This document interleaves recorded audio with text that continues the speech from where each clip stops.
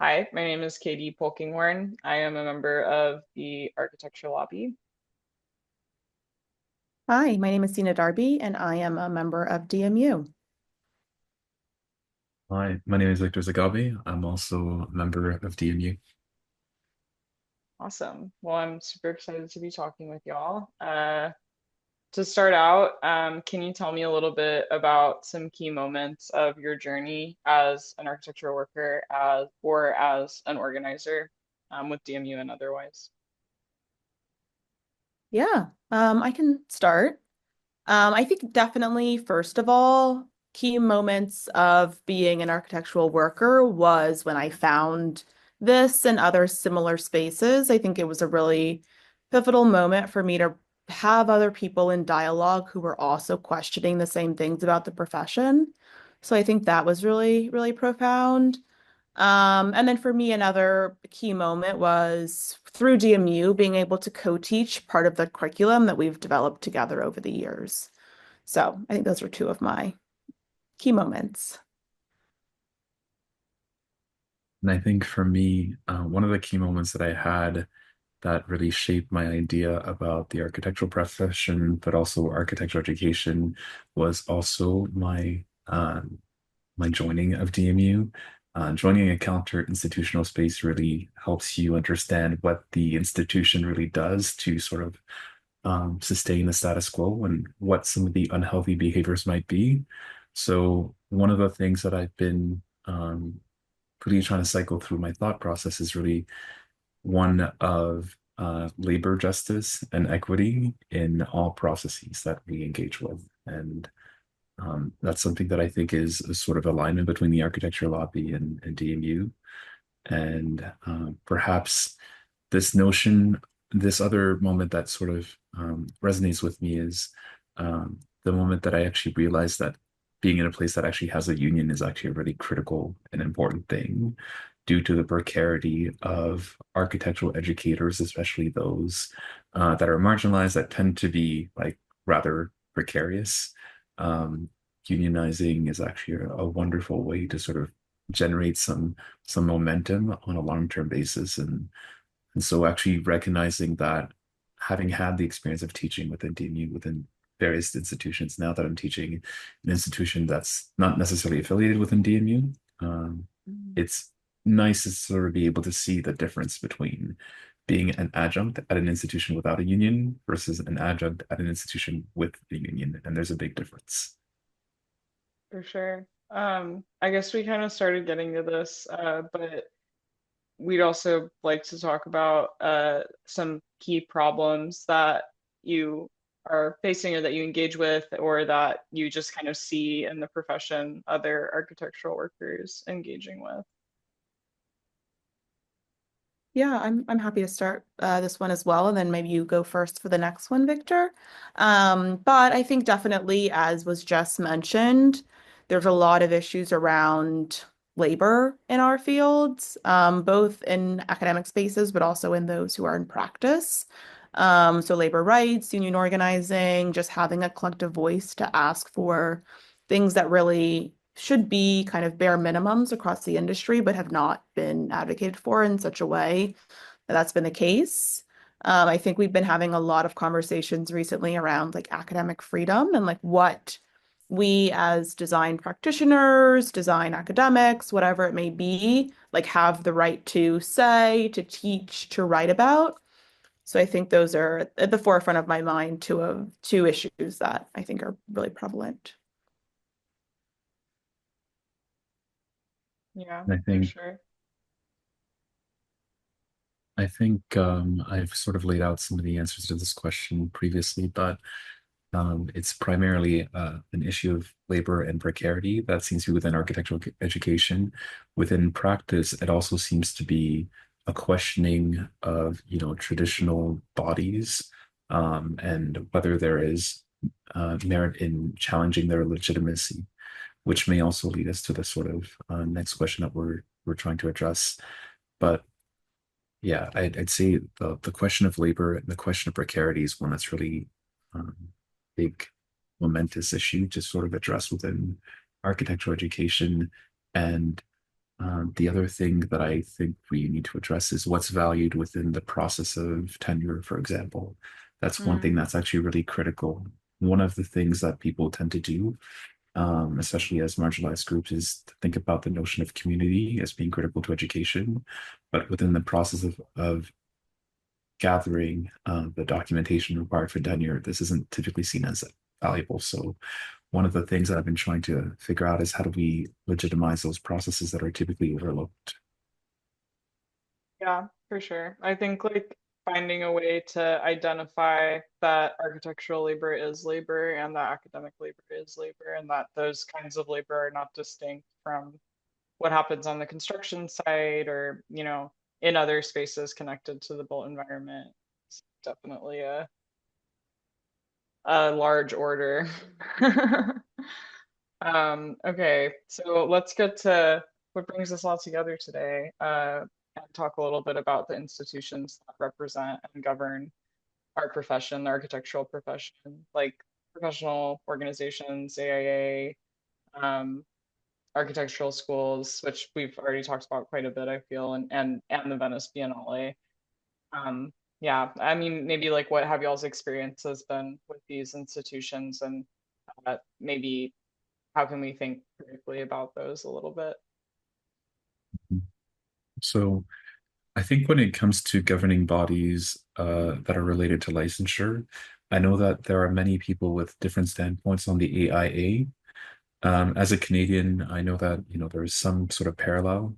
But for the most part, we have a somewhat similar licensure process, which I think sort of delegitimizes any sort of hours that you accrue while being a student, which is Mm, something that is a point of criticism. And I think that what we really need to try to identify is what are these alternative pathways to licensure that we need to be looking at far more critically. What does it yeah. mean to go to an accredited school for education?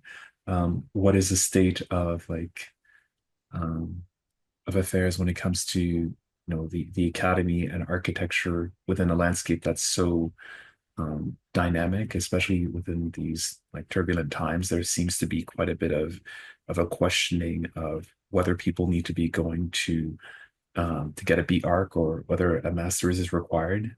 In Canada, for Mm, example, all undergraduate programs you can have a pre-professional program, but everybody has to get a master's degree in order to get licensed. And so that's one mm, thing that people perhaps don't realize as being one of the reasons why you have so many Canadians in American schools, for example. And that's one criticism that I would provide to the Canadian system, and it's partially because I think that there would be quite a merit to returning to the B arc model, which is actually quite constructive. And now seeing how it's actually organized in the States where I'm teaching at Syracuse, it's actually quite productive to have. The other thing that I would say is that the the Venice Biennale in particular is a momentous occasion to sort of celebrate many things within the industry and within the academy. But the way that it's sort of pedestalized in relation to other sort of biennales, I think is something that we should think a little bit more critically about, mm, um, in the sense that it is a sort of cultural epicenter that is, within Europe that is inaccessible to many of the populations that are perhaps going to be addressed. And I think that one thing that has come up in the past, because I was actually working with another group in the past for the Biennale, is that there needs to be access provided to all sort of participants that are brought into the Biennale. That there could perhaps be a coalition of folks that are working to help bring people from the global south who need visas to attend the biennales that they're contributing to, for example.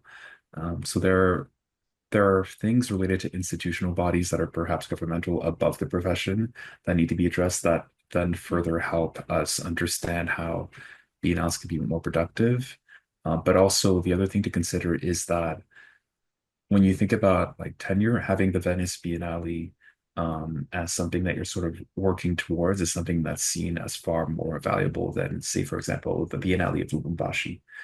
So I think that we need to try to figure out how to make these processes a little bit more equitable in terms of how we see the value of one space versus another. For Yeah, sure. that's really great response, Victor. I think I'll just kind of add to that a little bit. Within DMU, we have a mindset of acknowledging that we have to work within the institutions to a degree, right? We've all been kind of brought up and gained our some of our academic experience within these institutions that have existed for quite some time. But at the same time, we also have to operate and exist outside of the institutions as well. And I think that's something that we try to do is kind of balance both those things. We understand when working within the institution is something that is worth our time, is worth the effort that it often takes. But then we also can acknowledge when it's causing more harm than good. And that's when we begin to take a step back and try to do the things we need to do outside of the institution. So I think that with traditional institutions, we see a value of them in some sense, but also understand that they were put in place to keep people like all three of us out, and that there's no way to fully accomplish what we want to accomplish within these traditional institutions. Yeah. I think if you don't mind me like mentioning it on tape, like I know that leading up to this interview, like we had an exchange about the lack of compensation, and I feel like that is important to bring up here too. Like that being, I think the lobby at like I mentioned is it's fully funded by membership dues. Like we have occasionally, I think only once received a grant for like a project specific purpose, but like when it comes to something with as short of notice as an invitation to this event, like yeah, like we're both of our organizations are deeply invested in uh not engaging in unpaid labor and revaluing the labor of architectural workers. And yeah, I don't know. I just think it is important to note here that that is something that that's like a conflict that's felt by both our organizations and even in the specific context of this conversation as something that, you know, yeah, like you said, it's a kind of weighing the cost and benefit of engaging. Um, yeah. Okay, well, let's go ahead and roll on to the next question. We wanted to talk a little bit about advice that y'all might have for people who maybe aren't currently engaged in organizing or any sort of counter institution. You both mentioned how getting involved with DMU and similar coalitions was a really like meaningful moment in your journey as an architectural worker. So just any advice that you would have for people who want to or aren't aware of the opportunities that exist to get involved similarly in organizing. Yeah, that's definitely a conversation we've been having within our spaces a lot. I think that through our organizing strategies, we often have not always taken the time to reflect upon. I think in general, that's an issue within organizing. It's like you have to carve out that time to reflect upon the work that you've done, the efforts you've made, and then how they can build or expand moving forward. So I think for us, as we're beginning to see such an incredible influx of younger people who are looking to be involved, we are still working towards making sure we carve out a space within our organization to like provide that mentoring, provide that structure for them. So it's something that we're definitely still considering and working towards. And it is an ongoing effort that we are, need to once again like make more time to consider.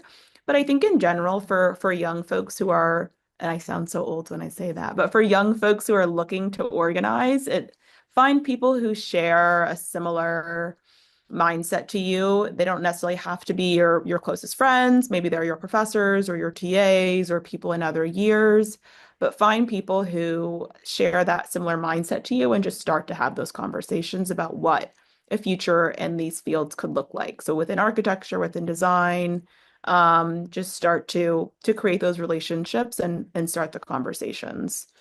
That's kind of my initial thoughts there. Victor, I'll pass it to you. Yeah, I'd echo that as well. I would say that um, one has to really think about organizing as if one was like a gardener or a farmer, in the sense that you're planting seeds, and some of the work that you're going to be doing now isn't necessarily going to bear fruit until far later. And so, in many ways, like organizing is a slow process and things take longer than you'd think. But at the same time, things happen much faster than you'd think as well. So whenever there's a pressing moment, an urgency, or a sort of global crises, you'll realize that perhaps some of the slow work that you've been doing has actually prepared you to do a lot of the work that you're required to do now. So whether you're a sort of student that's doing a thesis on marginalized histories, and at some point there is, a crisis where that knowledge and lived experience is sort of required in the sort of form, then that's that kind of slow work that you've done that's not required immediately. So I'd say always Yeah. be prepared to be light on your feet and nimble so that you can occupy multiple spaces, but also be prepared to form. I mean, in a similar light to what Dina said, like coalitions of sorts, with people who you may not typically expect to be aligned with you, because I think that there's a sort of pleasure in the contrast, and especially when it comes to interdisciplinary work, because nothing actually happens within a vacuum. Architecture is a sort of profession that operates within the realm of celebrating the individual genius still at this point, despite the fact that there are multiple hands that touch a project. But I think really beginning to understand what the qualms of the people that are actually assembling the buildings is actually going to prepare you quite a bit into becoming a more competent and a far more just designer. Um, in addition to thinking about post occupancy in different kind of ways. So one of the things that I would, you know, propose is that every single time that you feel like you run into a wall within your sort of career, you just write it down into things that I would love to fix about this profession that are sort of hindering me from operating in the way that I'd like to operate. And I guarantee you that somebody else has also had these thoughts. So I think that sort of organizing around things that you'd like to improve are actually really wonderful ways to build a kinship. And I found that to be fruitful and healing in so many capacities, and it keeps me going. So that's what I would say. Prepare, and act as if you were a gardener for the change that you like to see in the world. That. We are getting up to 15 minutes, and I think that that is such a like nice way to resolve. Yeah, I think yeah, thank you guys so much for your time. And yeah, much to consider.